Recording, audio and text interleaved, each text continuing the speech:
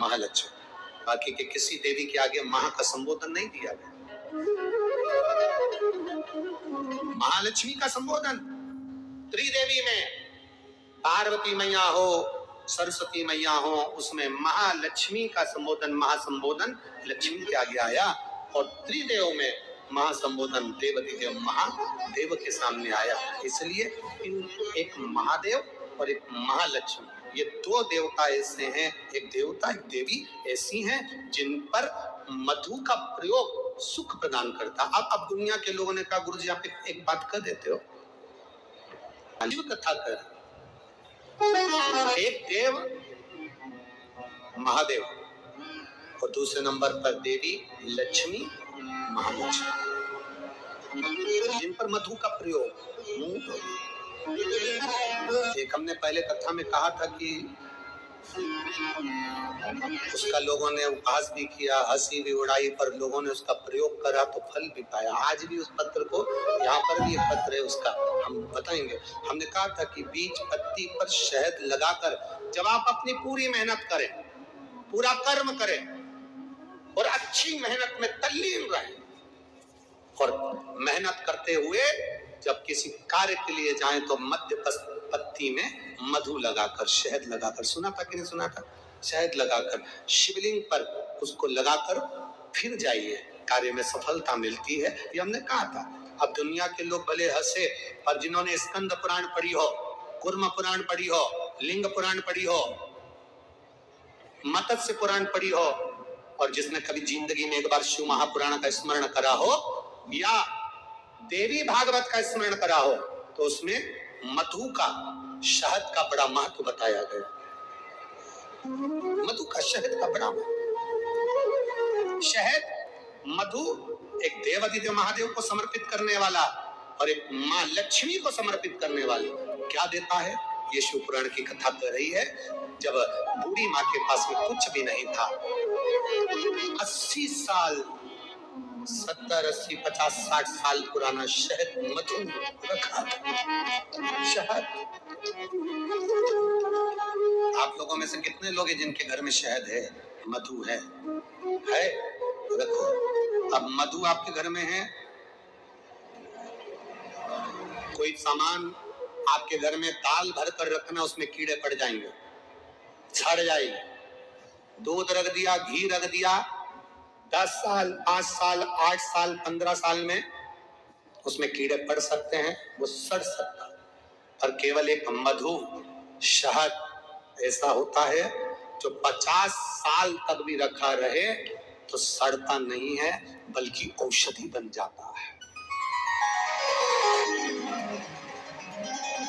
शहद अगर 40 साल का भी रखा है, मधु अगर 30 साल, 50 साल का भी रखा है, तो वो औषधि का काम करता है। और केवल मधु, शहद डब्बे में जैसे औषधि का काम करता है, वैसे ही हमारी जिह्वा में भी अगर हम शहद, वो कहते हैं ना कि शहद जैसी वाणी बोलते हैं, जो शहद जैसी वाणी बोलता है वही दुनिया पर राज्य कर पाता है, जो कड़वा बोलता है वो राज्य नहीं करता। शहद जैसी, उस मधु का बड़ा प्रयोग है, मधु की बड़ी विशेषता। एक देवाधिदेव महादेव में और एक देवियों में महालक्ष्मी, देवियों में महालक्ष्मी। कभी प्रयास करना, प्रयोग कर कर देखना।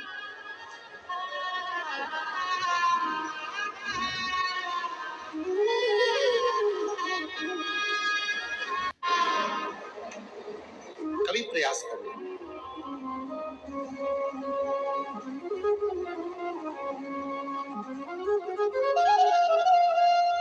जब तुम्हें लगे जिंदगी में कि बहुत हाथ तंग चल रहा है और बहुत तकलीफ की जिंदगी चल रही, बहुत तकलीफ, बहुत कष्टमय जीवन चल रहा है,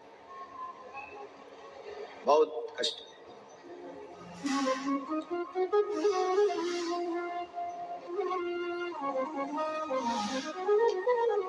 एक देव दीपावली आती है, कभी तुम लोगों ने पढ़ा? पंचांग में, कैलेंडर में उसका वर्णन आता। पढ़िए देव दीपावली, अरे बोलो तो जम के पढ़िए। एक देव दीपावली आती है, एक दीपावली एक देव दीपावली। इन दोनों दीपावली के दिन अगर प्रयास करना, अगर बहुत कष्टमय जीवन चल रहा हो, फैक्ट्री भी ना चले, दुकान भी ना चले, व्यापार भी ना चले और कर्जा बढ़ते जा रहा हो, टेंशन ही टेंशन पूरी जिंदगी में हो रहा हो, कहीं से संपदा आ नहीं रही हो, धक्के की जिंदगी चल रही हो, तो एक बार मधु का प्रयोग कर कर देखना। महालक्ष्मी की अगर पूजन कर रहे हो देव दीपावली पर या दीपावली पर, तो पान के पत्ते पर एक शहद की बिंदी रखकर लक्ष्मी जी को भोग लगाइए और शंकर जी के मंदिर में उसी दीपावली को या देव दीपावली पर शंकर भगवान के शिवलिंग पर एक पत्ते पर या पुष्प पर एक बूंद शहद लगाकर शिव जी को समर्पित कर कर देखिए। अगला वर्ष तक इंतजार करना, बाबा आपकी जिंदगी में चार चांद ना लगा दे उस मधु के बल पर, तो आनंद प्रयास करिए। मधु में क्या बल है, ये शिव महापुराण की कथा कर रही है। लक्ष्मी जी को श्राप दिया गया, तू अश्व की योनि में जाएगी, अश्वी बनेगी, घोड़ी बनेगी। भगवान नारायण ने लक्ष्मी को पृथ्वी पर भेज दिया। लक्ष्मी जी पूरी रात्रि, अमावस्या की रात्रि अंधेरे में भ्रमण कर रही हैं, कहीं उनको जगह नहीं मिली। एक दरवाजा खुला था, दीपक टिमटिमा रहा था, लक्ष्मी जी उसमें प्रवेश कर गई। बूढ़ी माँ कपड़े बना रही थी, भोजन मंगा, भोजन था नहीं। बूढ़ी माँ ने शहद का डब्बा ढूंढ लिया, मधु की डब्बी ढूंढ ली। उस मधु की डब्बी को, उस शहद की डब्बी में से थोड़ा सा मधु लाकर लक्ष्मी जी को दे दिया। थोड़ा सा मधु लाकर, थोड़ा सा शहद लाकर लक्ष्मी जी को दिया।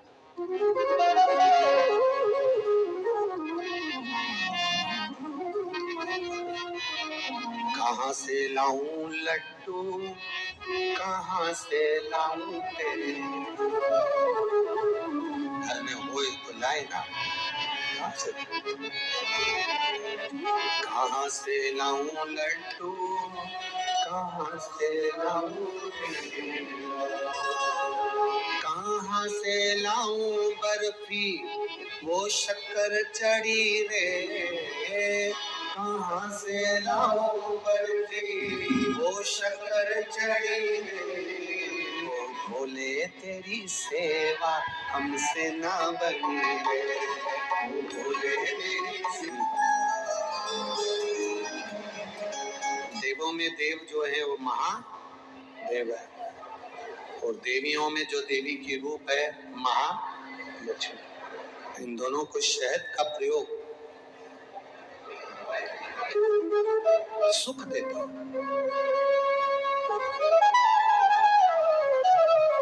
एक पत्र आया है, पत्र तो सभी अच्छे हैं, बाबा की कृपा है सब पर।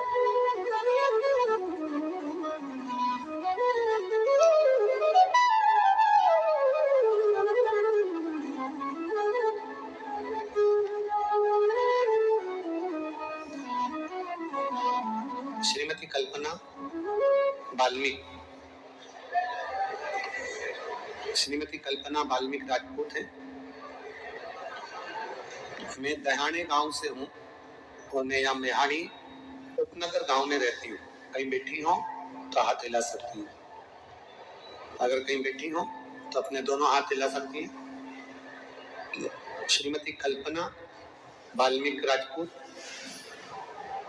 दहाने गांव से हूँ और मैं यहाँ मोहाड़ी उपनगर गांव में रहती हूँ। मेरा मोबाइल नंबर ये है।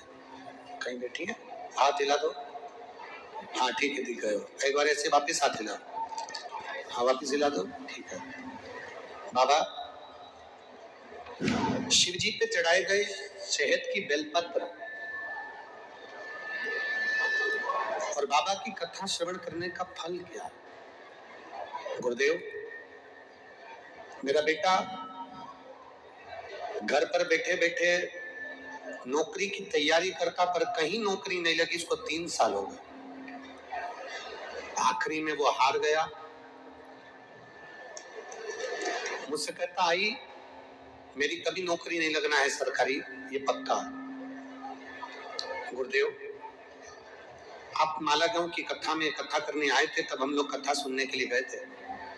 उसमें आपने एक बात कही थी कि बेलपत्री के मध्य पत्ती पर जब पूरी मेहनत करो तो एक मध्यपत्ती पर लगाया गया शहद, एक चावल का दाना शिव जी को चढ़ाकर जाना। हम लोग सीहोर भी गए, वहां से रुद्राक्ष लेकर आए, कंकर शंकर पूजन करी। बेटा जो हार चुका था मन से, बाबा का हम क्या गुणगान करें। अपने बच्चों के भाग्योदय के लिए यह उपाय करें, सरकारी नौकरी जॉब के लिए उपाय करें। अगर यह वीडियो आपको पसंद आया होगा तो वीडियो को लाइक करिएगा, शेयर करिएगा। चैनल में नए होंगे तो चैनल को सब्सक्राइब करिएगा।